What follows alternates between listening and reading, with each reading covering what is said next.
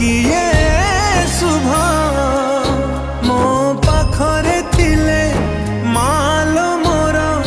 हजारे लाभ तो पड़ते अच्छी